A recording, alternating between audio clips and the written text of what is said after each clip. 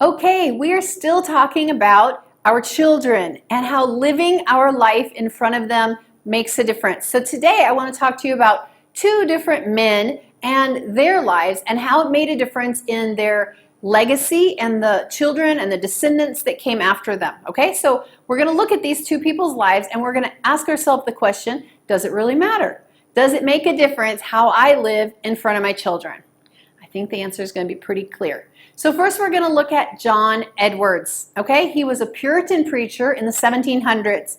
Both of these men, both of them lived in the same time period in the same state in America. Okay, so they had that one thing in common. So we're not comparing, someone who lived in America and someone who lived in Africa and they had totally different things available. Same country, same time period, same state. Okay, so John Edwards, he was a Christian, he was a preacher, and at 13 years old, he went to Yale University. And finally, he ends up actually becoming the president of Princeton College. He gets married, he has 11 kids, and every day he spends time with those children, okay? And every night he prays with them and talks to them about the Lord. So this is what he did.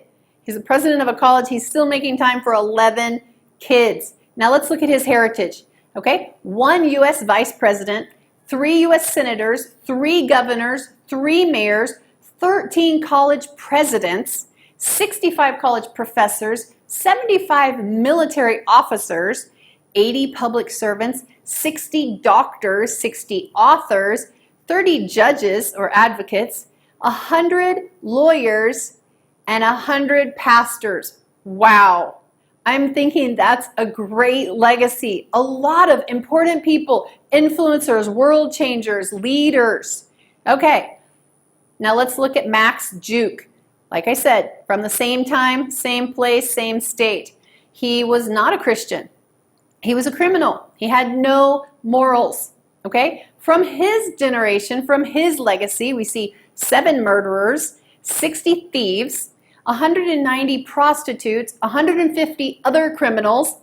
310 of his descendants died as paupers. They were almost beggars. They had nothing. 440 of them, their lives were completely ruined by alcoholism. And out of the 1,200 that were studied, 300 of his descendants died prematurely. So we see John Edwards and we see Max Juke. Both of them are men. Both of them from the same time period. Both of them had the same chance to influence their children.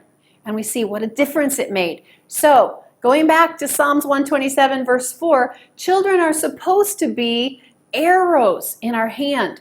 Okay, but it doesn't just automatically happen. It does say, we should be happy, blessed, fortunate having children. But you know what an arrow? It's like a stick with a spear at the end. It's like a stick with, that pointy thing. Every tree doesn't become an arrow. So for a tree to become an arrow, it has to be whittled down, it has to be formed, it has to be molded. And if we're not taking time to form and mold our children, they do not automatically become arrows. Okay? And you know what? They can be arrows for good or they can be arrows for evil. What are we imparting in them? So I see children like a garden.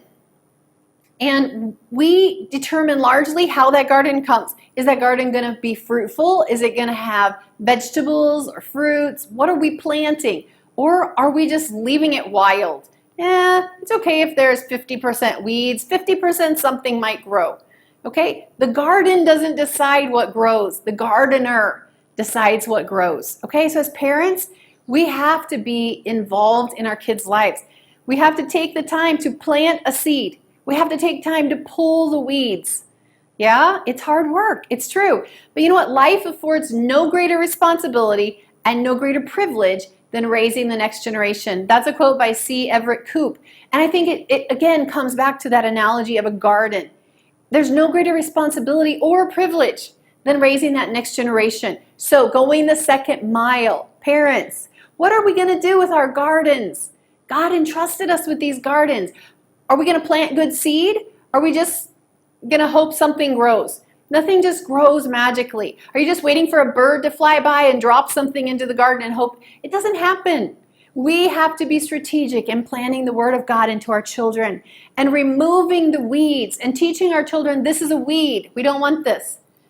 So I just pray and I encourage you, going the second mile, be involved in helping your children have fruitful, productive lives, and you will find the rewards are innumerable.